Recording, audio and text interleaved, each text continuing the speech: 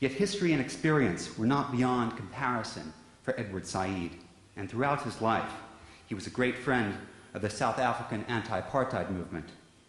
Though he saw significant differences between the Palestinian movement for self-determination and the struggle against apartheid, he viewed the latter as exemplary.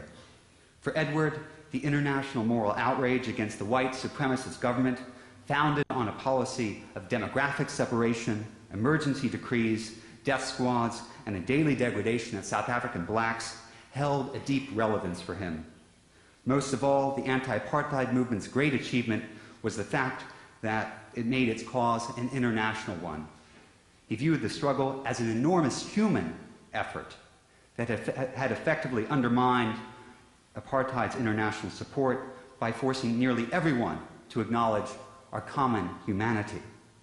Yet for Edward, there were distinct differences between the experience of black South Africans and Palestinians.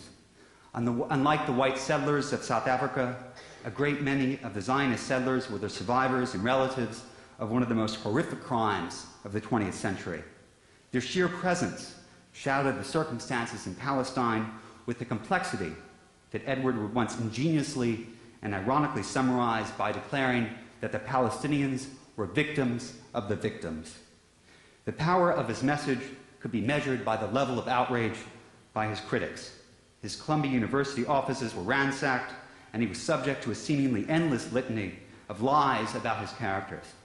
I often found it one of the cheapest reversals of history that I, an American Jew, a student of his, born nearly 30 years after al-Nakba, had a perversely sanctioned legal right to emigrate to a land into which he was born, lived as a boy, and yet was barred from even owning a grain of soil. Yet Edward always saw reconciliation in the form of its antithesis. Humanity was capable of remarkable achievements.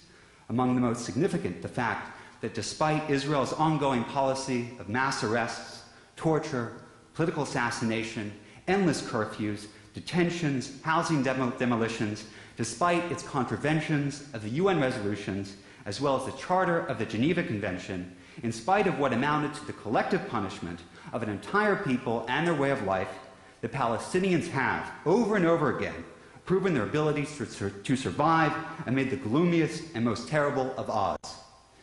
For Edward, post-apartheid South Africa loosely provided a model of coexistence, independence, and reconciliation. What was crucial for him was that Israel accept its responsibility for the effects of 1948, that the Israelis' war of independence was also the Palestinians' war of dispossession. How to critically account for the process that precluded this reconciliation between two seemingly irreconcilable histories, in other words, how to put an end to this parallel and paradox, was, in my opinion, the overriding theme throughout Edward's some 20 books. Works like Orientalism, The Question of Palestine, and Covering Islam focused on the politics of cultural representation. They provided a critical account of how not only the West portrays and supposedly attempts to understand the other, but in so doing controls, manipulates, and even produces the other, which is as a result diminished, dangerous, and denigrated. Thus, in conventional discourse, are Palestinians terrorists and only terrorists?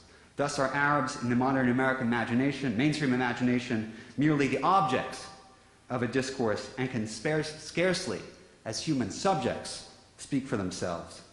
Indeed, with Edward's death, one of the greatest things I miss is not only a beloved friend and mentor, but also one of the most eloquent and strident voices of our time, who has allowed us to imagine that someday we shall be free from the coercive and dominative forms of knowledge and power that have been exercised at an extraordinary cost to the experience and lived realities of human beings.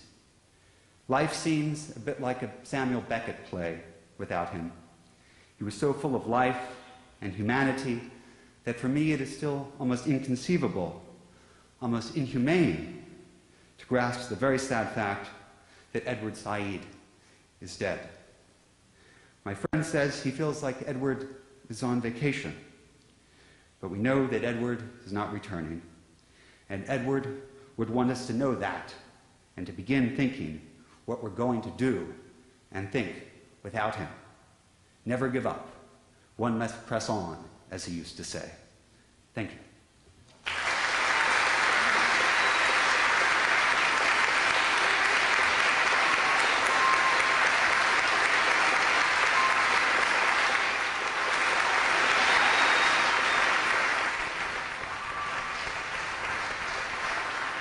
Andrew Rubin, give it up.